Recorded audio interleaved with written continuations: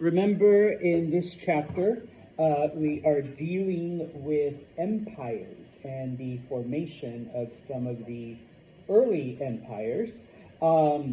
The traditional, and I'll use air quotes, way of looking at an empire is an empire where, and I summarized because I know I wrote this last time, it's a lot of land under one ruler, a lot of different countries, or a lot of different ethnic groups, a lot of different people under one ruler.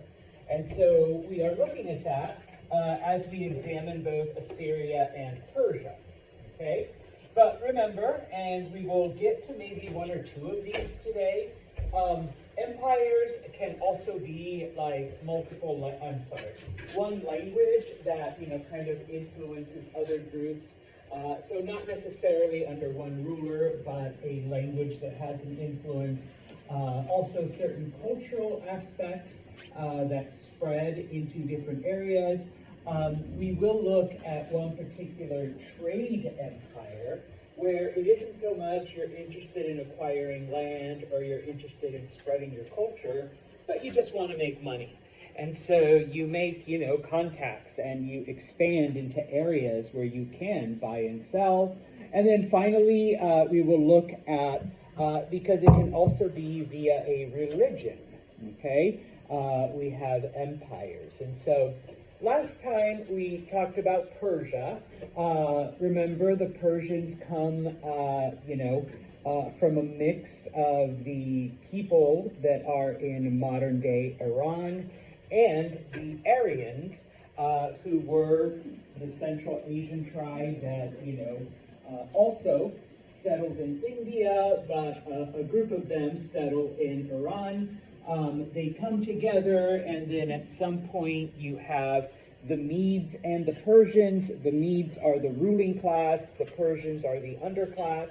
But at some point in time, a Persian man named Cyrus is able to marry into a Mede family, and using his wife's influence, he is able to become ruler of the group, and he comes known to history as Cyrus the Great because he conquers. Where's my map? He conquers a lot of land. Okay? After he dies, a man named Darius takes over, and he conquers a little bit more, all right? But the stuff that Darius does has more to do with uniting the empire, bringing things together, and of course establishing a Persian tradition, all right? And so the other thing I want to look at then are some of Darius's engineering projects, because if you recall, when he brings the empire together, one of the things that he does is he divides the empire into 19 provinces, okay, to make it easier to administer. He unifies the currency so that everybody's using the same money. He unifies weights and measures so that everyone is using the same system, okay? But probably the biggest things that he does are his building projects. And unfortunately, we only have time to look at two things that he does. Actually, one of the biggest things that he did was build, like, a whole new capital, all right? But that's not part of what we're looking at, okay? Number one, and he calls it the Royal Road, okay? Because remember, one of the things that Darius does, of course, is he simplifies and makes a uniform tax system, okay? So it's not just some random thing. There is actually a system to how he collects money from people. Now, Darius is one of the first to take this tax money and use it to improve things. And so one of the things that he does is he builds the Royal Road, okay? The road is about 1,600 miles, and it connects the capital that he builds, the city of Susa, I just put central Iran because you don't need to know, the capital's name. All the way into Anatolia, okay, to the edges of the empire. All right? Now, remember that up until this point in time, governments don't do this. Roads form because that's like where people walk, and it just seems like the easiest path. And, enough people walk over an area, and, the grass dries and land hardens, and, okay, this is the road now. Okay? Darius, on the other hand, purposely went out and measured, or he sent his engineers, and they flatten the area and they make it into a road. Now, please don't think of it like the roads we have today. It was predominantly dirt, but it was, packed down, and it was cleared, and it was wide enough so that, horses and people and wagons could go on it. And then, of course, he used it to move his army, but because of this, he also maintained it. Okay? Now, obviously, once the royal road is complete, there are other paths that break off from it. Okay? Now, because this has been done by the government using tax money from the people, you can't just have a road. Okay? He puts different stations along the way where people can stop, you can rest, you can feed your animals, you can do whatever. Okay? In addition, because he also used it for the military, okay, there was actually stations every 21 miles, because that's as far as a horse could, run at, pretty full gallop, before a rider would have to switch horse and then keep going, okay, whenever he needed to send messages from one end of the empire to the other. So it served two purposes. Okay, and of course, because it's being used by merchants and by the average person, and there's soldiers on there, he also provided areas where you could go for protection, and of course, the soldiers were always on watch to make sure there weren't any thieves or whatever. Okay, and of course, all of this was funded by the taxes that Darius collected. Okay, which today we think, so what, Santos, that's what the city does? Yeah, but this was, a couple thousand years ago, and he is the first to do that. Okay? The other thing that he does, and I showed you just a brief video of how the Persians were able to use canals and aqueducts to bring water from the mountains, all right, down into Persia, which is why Persia is the first society, the first civilization, I'm going to put no river just right there, that develops not next to a major river. Okay? Well, there's that map. I don't know why I had to go so far back. All right? With the exception of some of the areas that he conquered, okay, both Cyrus and Darius, not everywhere, okay, had a major river. So in this case, number one, Darius had to, build canals so that people could, aqueducts, so that people could have water in these areas, okay? But the other thing that he did, okay, he wanted to connect the Red Sea to the Nile, to be able to conquer, all right, farther and farther down into Africa, okay? And so that becomes his big project, is building a canal that goes from here to there, all right? And so, yeah, okay, sorry, okay? Because before we move on, all right, I do once again just want to show you, what are you, YouTube? Not that one. Here we go. Okay? Just a little bit about Darius's highway, the Royal Road, and the canals that he built. So, let me do this. All right, sorry about that.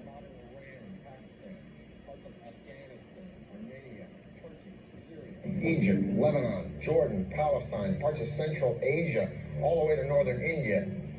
And man, this is a lot of turn. To connect the farthest reaches of the empire, Darius would launch two audacious building projects. One would stretch over 1,500 miles of the Persian Empire. The other would connect the Red Sea to the Mediterranean. Creating gardens was held in such high esteem that the Persian kings wished to be remembered as gardeners. Are you really the last person to find out about this Jabad's rubber button? This is Pi, and if it sounds familiar to you, it's probably because you've seen it.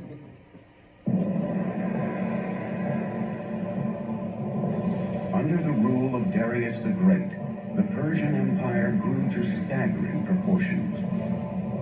Now he wanted to consolidate and connect the far-flung parts of his great kingdom. 515 BC, Darius orders his engineers to build a massive stone highway, one that would weave the empire together from North Africa to India. Extending over 1,500 miles of the empire, he would call it the Royal Road. This was quite the engineering feat, because this had to traverse through mountains, forests, deserts. So typically, earth would be packed. For example, they may not have had asphalt, but they certainly had knowledge of packing gravel or tiny rocks. Laying down a stone road is vital in a terrain where there could be a high water table. You don't want to get your feet stuck in the mud. You don't want to get your cart stuck in the mud. So you have to raise the road surface up. That means laying down some kind of surface initially that will either absorb the groundwater or not allow the groundwater to displace the road. The Royal Road was linked by 111 rest stations and inns every 18 miles, where travelers could eat, sleep, and switch to fresh horses. To ensure safety, watchmen were posted all along its great length. Now, I'm going to talk with my friend Dr. Lloyd Llewellyn-Jones from the University of Edinburgh, professor of ancient history. I got to ask you this. Was it that safe? Essentially, yeah, I think what Darius, if you will, manages to do here is an incredible feat. I mean, we're standing here in Turkey, right, and we could take one route straight the way through into central Iran. I mean, that's pretty good going. How fast? Okay, so if we're on horseback and we're riding from one of these little garrisons to garrison every 15 miles, changing fresh horses, we can do that in about 6-7 days, maybe. 6 or 7 days. Yeah. So you could send messages on this road, friends, next city? Most definitely, and and for trade, it's a godsend, as you can imagine. And this road cut through so much stuff. I mean, it just doesn't follow, a full pathway. It has to cross rivers, so it crosses the Tigris, it crosses by ferry, by ferry, right? Sometimes it clings to the side of mountains, sometimes it clings to the side of rivers. So the terrain is changeable. It's not drained or anything like that, so it's not as advanced as some of the Roman roads. Right. So it doesn't have a gutter system. No, nothing like that. But what it's essentially is, it's sort of maybe 20 feet wide with sort of chip-in base, which is good for horse treads and that kind of stuff, And carriages and chariots. Through as quickly as you can. Well, Lloyd, it's been a pleasure talking with you. Yeah, thank you for enlightening us about this incredible road. But Darius still wasn't through. There was one territory Darius had yet to firmly control, the vast riches of North Africa, and he was determined to build a gateway there. He had his engineers devise a giant canal linking the Mediterranean and the Red Sea.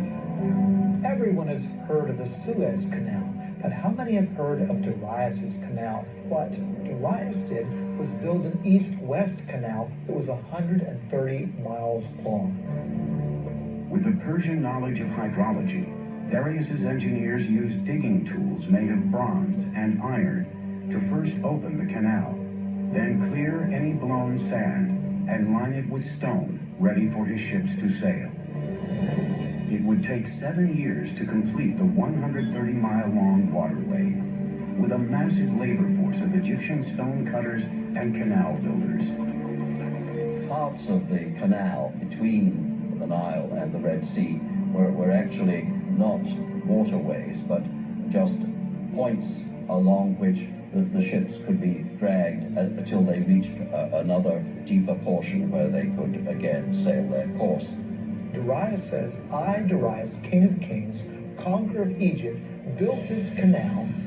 He connected the Red Sea to the Nile River for trade, and he says, and ships were brought along my canal. All right, so,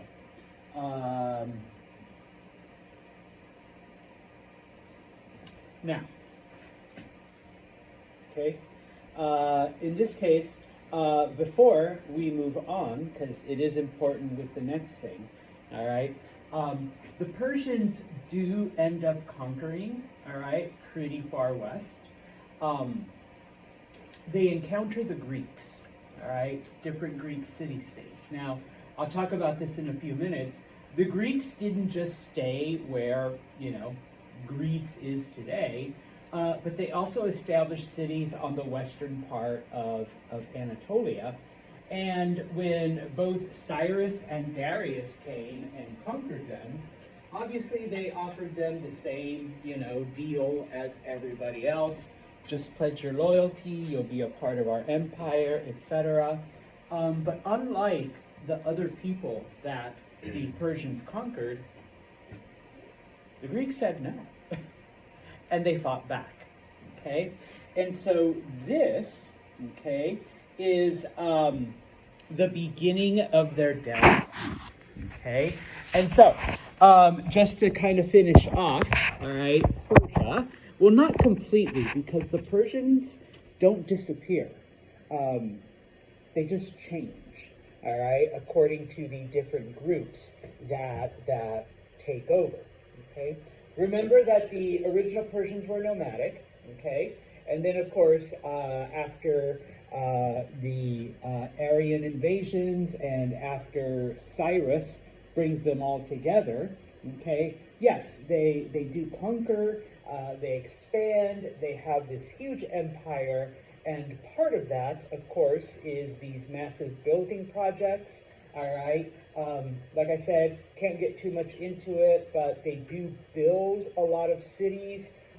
They build roads, they build canals, they build aqueducts, and of course, under Darius, all right, we see this kind of unification in government and money and all of this other stuff. Okay, and so for about 200 years, Persia was the dominant empire. It was the largest, it was expansive, they controlled all of these things, all right? Now, that's not to say they only lasted 200 years. They actually last, you know, close to 1,000, but that was when they were at their peak, okay? When do they start to collapse? Okay, as I mentioned, okay, they do conquer, or they do encounter the Greeks, but unlike the other groups that they conquered, the Greeks fight back, all right? They don't accept Persian, you know, governance, okay? And so we will talk about this when we look at the Greek city-states in a minute. The war lasts for over 25 years, and at the end of it, Persia is weakened. So much to the fact that, you know, they begin to lose their influence in the area, and then eventually, okay, when Alexander the Great rises to power, one of the first areas that he goes after is, in fact, Persia, okay? And so they are conquered by Alexander the Great in 331. This is where their dominance basically ends. But like I said, it's not the end of Persia, okay, because Persian culture lives on, and Persia itself does, but not, you know, the way it used to, okay? All right, then we will leave Persia aside, okay? And like I said, we will look at the Greeks, okay? Now, unlike Assyria and Persia, okay, the Greeks are not a land empire, okay? They aren't conquering groups of people, okay? When it comes to the Greeks, they are an example of both an empire that spreads their language so that like a lot of people end up speaking Greek, and also their culture. Okay, in fact, we have inherited a lot of things from the ancient Greeks today. Okay, many English words come from Greek. Greek knowledge, theater, drama, myths. Okay, so all of that stuff still continues to live on. Okay, now.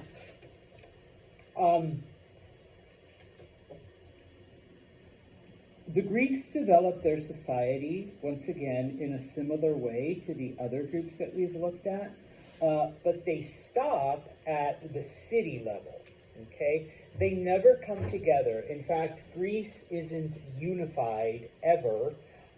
There is no Greece until the early 1800s, okay?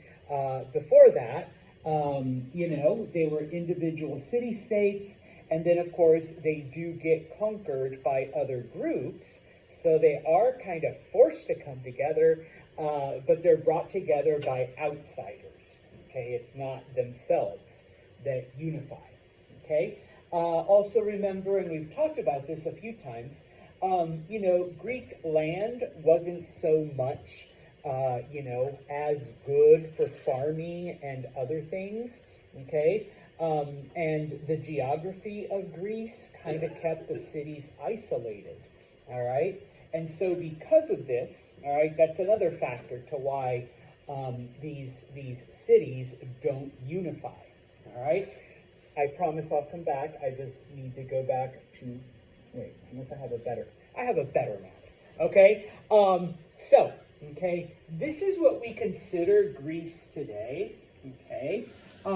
It's very mountainous, all right? So the geography kind of keeps the cities apart, but there are also dozens upon dozens of islands in the Aegean Sea, and there are different Greek societies that develop on each of those islands, okay?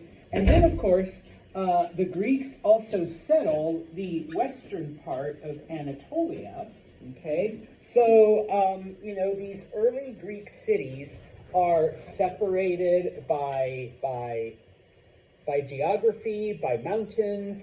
They're separated by the ocean. They're separated by all of these different things, okay? And so, very, very, they stop at being individual cities. Now, there are over 150 cities, okay, during, this ancient period, during this classical period, okay? All of them are different, okay, completely different. There's only two things that they have in common.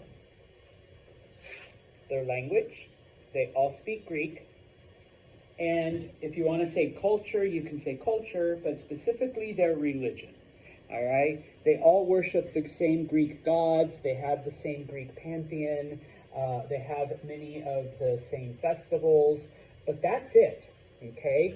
They are individual little city countries, okay? Now, unless you specifically take a course in ancient Greek history, typically we only mention two: Sparta and Athens, okay? Why are these the only two? Well, because they were complete opposites culturally, okay? They were complete opposites when it came to their government, okay? Sparta is what most of the time, it was a monarchy. They had a king, but towards the end, they did have what was called a dual kingship. There was one king that ran the city, and then there was another king that did all the war. Because, here's the other thing. The Spartans were very warlike, okay? Their entire society was based on war and training for war, and everybody was a professional soldier, okay? So you had one person that was in charge of that, and then the other person was in charge of everything else. Athens, on the other hand, when we think of philosophy and theater and drama and poetry and all of that stuff, all of that comes from Athens, okay? And from them, we get the concept of democracy, where you ask people, they vote, and the decisions are made, okay? So because of that, okay, those are and throughout most of Greek history, or ancient Greek history, Athens and Sparta were enemies, all right? They hated each other, okay? So that's why we examined them, okay? Every other Greek city-state is somewhere in between, like a combination of government. Sometimes they side with Sparta, or they side with Athens, or, whatever, okay? Or, they have another type of government, or they do certain things.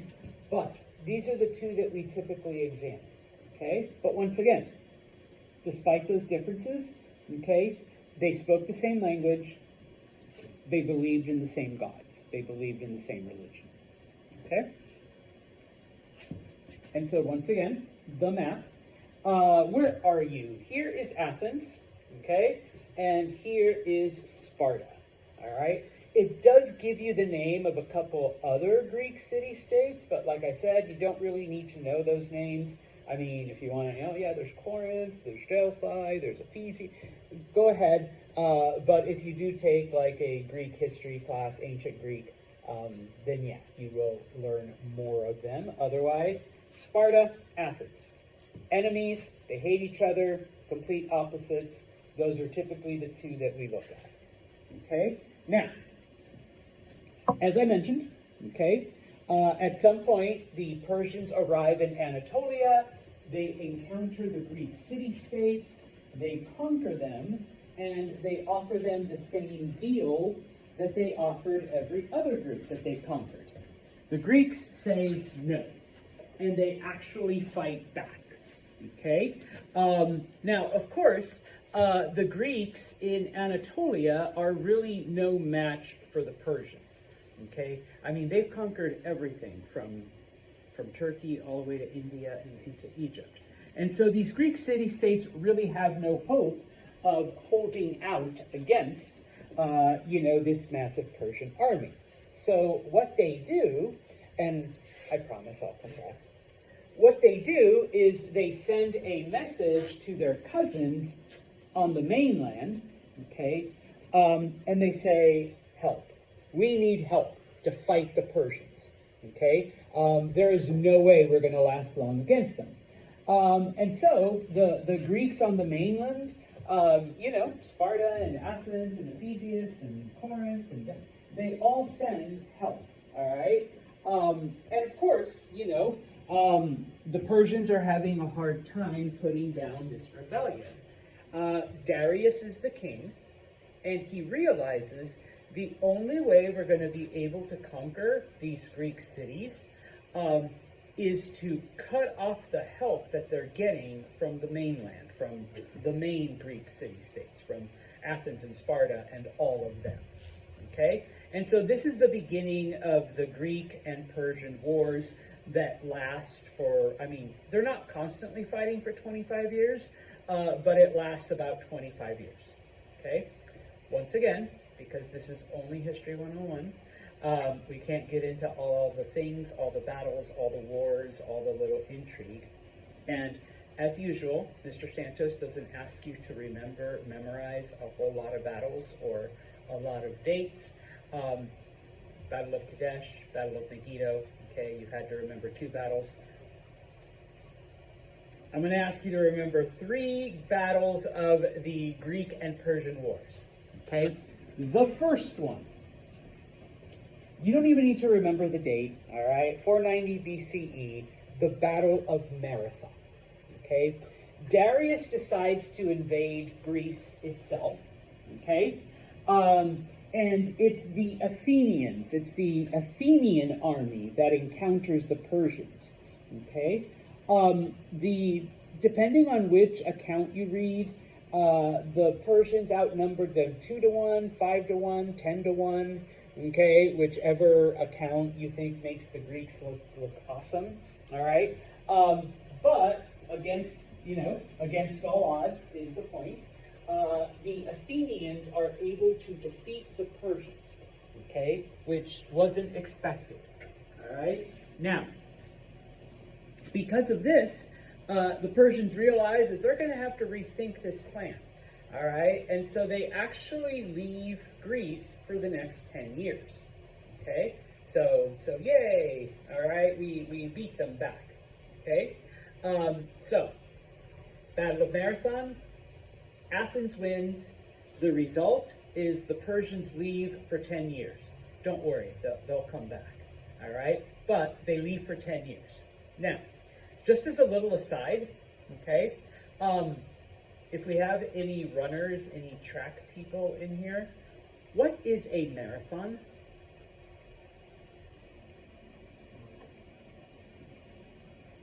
No? No runners, no track people? I know that it's like a run. I just don't know how much it is. Okay, it is a run. It is a race. I believe it is 26. Oh, 0.2. I was just going to say 26, but 26.2 miles. Okay, it gets its name from the Battle of Marathon. Okay, because when the Greek army won, the Greeks sent a messenger from the battle site to Athens, which was a little over 25 miles. He ran all the way to deliver the message that they had won. After he gave the message, he collapsed and died.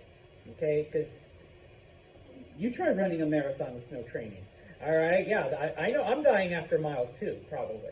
Boom. Okay, now, here's the thing that'll win you some cash at trivia night. When he gets to Athens, he says that. Okay. Ken is laughing. Have you ever wondered why we pronounce that Nike and not Nike? Because if you look at English pronunciation rules, that's a silent E at the end, and so it should be Nike, not Nike. Okay? The reason why we do that is because it's not an English word. It's a Greek word. Okay? It is the Greek word for victory. Now, I'm looking at people's feet. No, I'm not a foot guy, but okay. All right, we got some Nikes over here. Thanks, Vanessa. All right. Okay. Now, fast forward to the 1900s, and you are starting your athletic shoe company. Why would you name your... I'm not wearing athletic shoes. Why would you name your athletic shoes after the Greek word for victory? Okay. Yes, marketing. What are you going to do if you wear these shoes? You're going to win, okay? You are going to win. And of course, we have clothing and, everything else now. You wear Nike. Oh, yeah, we see some. I think they sponsor MV, but, you wear the Nike clothing, boom, you're going to win. You wear the Nike shoes, you're going to win, okay? So, yeah. All right, like I said, a little bit of trivia. Someone says, why is it Nike, or what does Nike mean, or why victory? Okay, that's the word. And then he collapsed and died after he said Nike. Okay? Okay, so first battle you need to remember. Second one, okay, so 10 years later, in the interim, Darius has died, okay, and his son, Xerxes, okay, has taken over. And so he's back. He's like, we're back, Greeks. So he leads the Persians. The Persians are kicking, butt, in a lot of places. And then at one point, the Greeks send an army to stop the Persians, okay? And so we have the Battle of Thermopylae, okay? Now, here, basically, it's 360 Spartan soldiers that face off against the Persian army. Okay? The Spartans lose. Okay? They're massacred. All right? They fight to the last man, basically. Okay? But what happens is that this allows the rest of the Greeks to retreat and regroup with the main body of the Greek army, and then the Greeks are able to come back and, beat the Persians. But, okay, this battle is memorable for that sacrifice. if you've ever seen, and the reason why I put 300 in parentheses, if you've ever seen the movie 300, that's what it's supposed to dramatize. Now, because it is Hollywood, obviously they take a lot of creative liberties. Yes, the Spartan king was Leonidas. I don't think he kicked the Persian messengers into a bottomless pit. He did have them killed, okay, but I don't think he did, this is Sparta and then do that. If you've never seen the movie, watch it. It's pretty old now. The Spartan soldiers in the movie, this is for you ladies, they fight like shirtless, so you got like the muscles and the six pack. Yeah, Olivia's smiling now. Yeah, I'm gonna watch it. Okay, no, the Greeks they wore full body armor. Okay, they didn't fight topless, they didn't fight out. Okay, they wore armor. Okay, so like I said, they do take some liberties, all right, with the stuff, but it is based on this actual battle. Okay, so Battle of Thermopylae, the Persians win. Okay, the Spartans get massacred. Okay, they completely lose. The last battle I want you to remember is the Battle of Salamis. Okay, this is the last battle. Okay, and it's actually a naval battle. All right, the Athenian navy defeats the Persian navy. They destroy the Persian navy completely. Now, why is this important?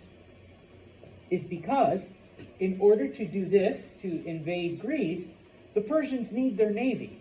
Okay, yeah, they could do this. All right, but that takes about 6 months. Okay. So obviously their ships are important, and so because of this, okay, the Persians are like, okay, you've beaten us, all right? They sign a peace treaty, and they leave Greece alone, and they leave the city-states. They leave these guys alone as well, okay? And I think I wrote it somewhere. That part is known as Ionia. Okay, so they leave Ionia alone. Okay, now, for the next 150 years, that's not to say that it completely ended the conflict. Okay, there's the occasional skirmish, there's the occasional, whatever. Okay, but basically, and from here to here is 25 years. Okay, it does leave Persia weakened. It does leave Persia in a vulnerable position. Okay, but for the first time in history, for the first time ever, the Greeks are able to come together, all right, against a common enemy. All right, they're able to defeat this empire that for about 100 years had been unbeatable.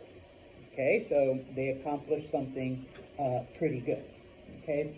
Of course, once the war is over, guess what the Greeks do? They go back to their previous rivalries and their previous fightings, and the Spartans and the Athenians are like, well, it was because of us that we won. And it's like, no, we're the ones that won the naval battle. And so they go back to fighting amongst themselves. Okay? So, nothing really, unites them. Okay?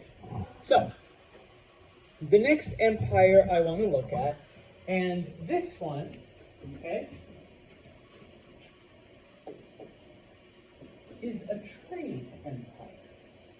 All right?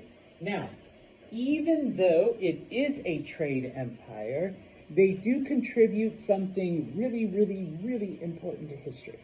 All right? But we'll get to that in a minute. Okay? The Phoenicians. Okay? Now, they are officially the Phoenicians, but once again, there are some texts, including religious texts, that refer to them as the Canaanites. Okay? So if you see the word Canaanite, those are the Phoenicians. Okay? Where do the Phoenicians live, or where did they come from?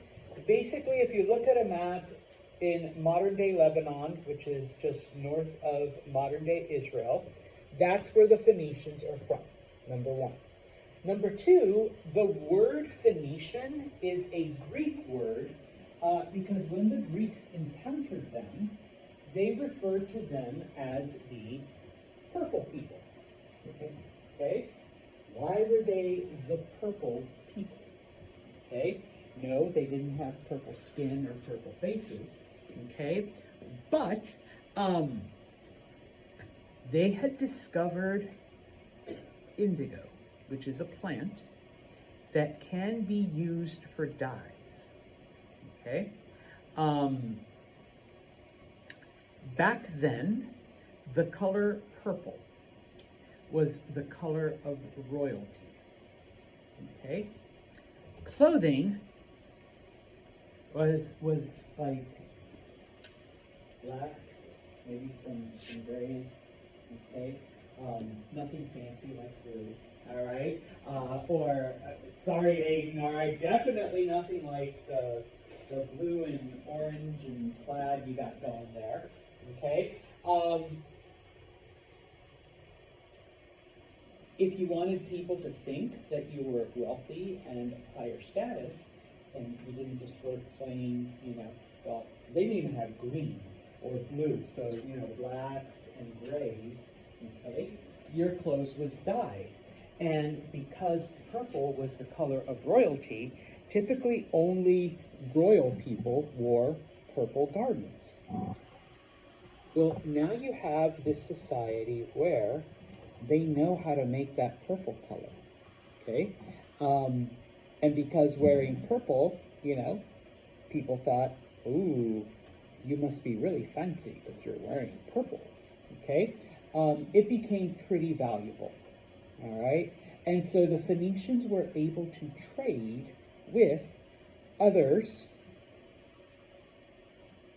and they gave them the secret purple dye, all right? And of course, if you're a clothing maker, you can, instead of just producing, some dark, blackish thing, we can dye that. Thank you. We're wearing purple today. All right. Close enough. All right. I looked around. No, you're as close to purple as we're getting. And so, or for a jacket, okay? Now you can wear purple and people will think you're of a higher status, okay? Kind of like today, you wear certain names on your toes, all right? I'm not going to say which names, but, it's like, oh yeah, you're wearing one of those things. Yeah, and in this case, purple, because only kings and royal people wore it, people wanted it, okay? And so the Phoenicians became rich off of it, okay? Now, yeah, that's how Fat Farm or whatever, I don't know, okay? Now, okay, in addition to this purple dye, okay, and I should go to this, the Phoenicians weren't interested in conquest. They weren't like these people. They weren't interested in conquest. They weren't interested in land. They just wanted money. All right? So they went out and established trading relations with any group that could buy their product. Okay? And so because of this, number one, yes, they do have to establish outposts. Okay? And so in this case, yes, they do spread out, but not for the intent of conquering, but just to say, we're here, okay? You want purple? All right? Let's trade. Let's talk. All right? What can you trade with me, or what can you offer in exchange? The other thing, okay, is that back then, Lebanon was famous for its cedar trees, okay? Now, yes, you can sell the wood, all right, but because of where they are located, okay, you need to, sail on the ocean, all right, in order to meet new people and make new sales, and, you end up, acquiring things that maybe other people don't have because you're willing. So they needed that. They're able to, let me back up here, they're able to fashion boats and other things, okay? And basically they become the best sailors of the era, okay? Because you don't need to go out and risk your life. Just buy it from the Phoenicians. They probably have it. And if they don't, they can go out and find it for you. Okay, you just got to be able to pay them enough. Okay, and so they start off being these merchants of purple dye. When they go out, they explore most of the Mediterranean. Now, once again, to us, it's like, so what, Santos? All right. Back then, though, no GPS, no Google Maps, no any of that. So they're the ones that are discovering all of these new areas. And, like I said, they are establishing trading outposts, trading colonies, so that, they can continually acquire more and new things. Okay? Now, eventually, okay, I'll get to this, okay? Obviously, timber and the cloth, okay, the purple and the wood, that comes from Lebanon, okay? But because of their adventures, okay, they discover glass. They discover people in North Africa, they have made glass. Okay, I know to us it seems, yeah, it's normal. Okay, does anyone know what glass is actually made of? Sand. Yeah, they discover, the people in North Africa that had made glass, and it's like, holy shit. Okay, you can do that. All right. Wine, obviously. The Italian. Well, in Italy they had wine. In what eventually becomes Spain, the Greeks, etc. Okay, different types of textiles. They discover different metals, once again, but with their trade in Africa, they also discover ivory. Okay? What is ivory? Elephant tusks. Elephant tusks, yeah. Okay, please don't think I'm evil. I try not to be. Ivory is really, really beautiful. It is really pretty. You can make like statues out of it. Back then, people would use ivory for the handles on their swords. Okay, if you can find like a really, really old gun, they had like ivory handles. They used to make piano keys. Used to be made out of ivory. Okay, so if you have like a 200-year-old piano, don't let great grandma get rid of it. All right. Although it's probably been confiscated because ivory's illegal today. Because most people will go out, kill the elephant, take the tusks, and then just, whatever. So ivory's illegal. Don't ask me how I've seen ivory. Okay, I'd rather not say. Yeah. Okay. So the Phoenicians discover this. Okay. So what starts off as just wood and a purple dye, they become this huge trading empire. All right? Now, despite all of this, okay, there are two contributions that they make. One of them is a result of their trade. One of their trading colonies in North Africa is the city of Carthage. Okay? The city of Carthage becomes important because when we fast forward about 300 years, or when we go to the next chapter, no, 2 chapters, it becomes Rome's greatest rival, all right? It eventually becomes an actual empire, and I mean, spoiler alert, Rome wins, but they challenge Rome in its early history, okay? So number 1, the city of Carthage, okay? But probably the most important thing that we get from the Phoenicians, okay? Up until now, all written languages were what we call pictographic, because you have a picture, and that picture either represents a sound or a thought, okay? Only certain people could master whatever writing system, okay? And for thousands of years, that was it. The Phoenicians came up with an easier way, okay? They said, hey, let's create these symbols, and each symbol represents a sound. So we're with that. Not pictures, because not everyone can draw little lion heads or little snakes or bless you, or whatever. Okay, but let's just come up with symbols. okay? Each symbol represents a sound.